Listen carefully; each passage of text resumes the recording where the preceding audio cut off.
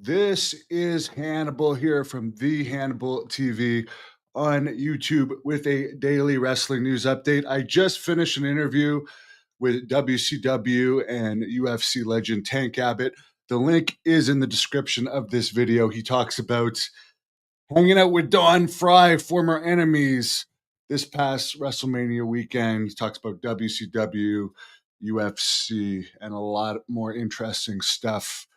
Apparently, Mark Kerr moved into his neighborhood recently, by the way. Mark Kerr, who is having a movie done about his life by The Rock, who, by the way, The Rock responded to some criticism earlier today, saying, just sit back and enjoy the show. Don't worry if he's at the shows or not. I mean, WrestleMania is supposed to be the best of the best. The Rock is the biggest star in wrestling, and he's part of the board of directors, but for some reason he's doing something more important than being at WrestleManias.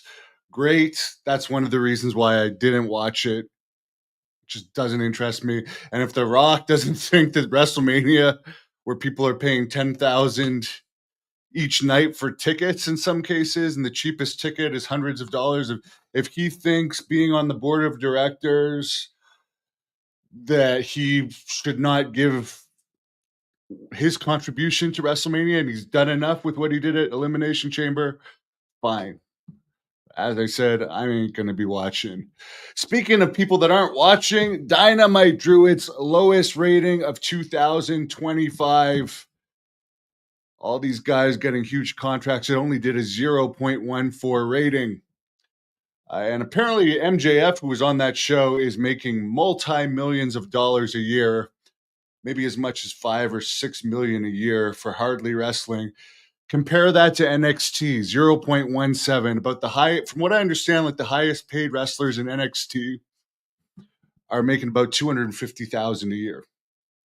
So AEW, they're making millions, and they're not even getting NXT numbers, which is pretty bad. Speaking of AEW's decline, their Collision taping here in Wichita, May 17th, has been canceled. I know there was less than 1,000 tickets sold for that.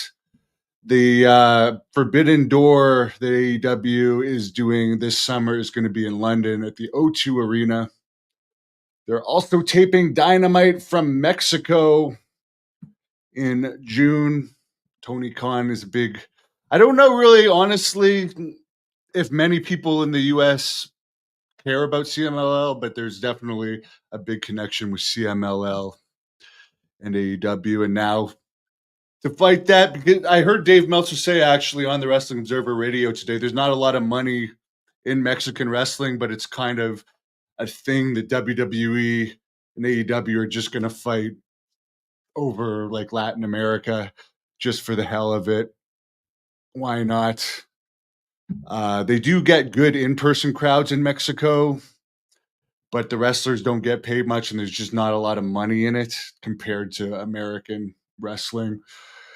Somebody says wrestling has gone, as far, to me, it has gone downhill. To me, it's not interesting, and I also miss guys like Piper Hennig, Honky Tonk Man, even Ted Arcidi, who I did an interview with yesterday. What a great interview that was. I still like watching the old stuff. I still like following the news. I mean, the most interesting thing about WrestleMania is, why was The Rock not at WrestleMania?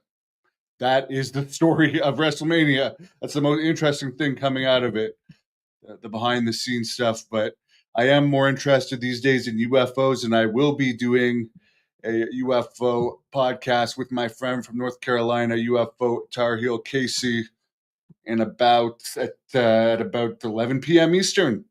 So tune in for that right here on the Hannibal TV. Subscribe and check out my podcast earlier today with Tank Abbott.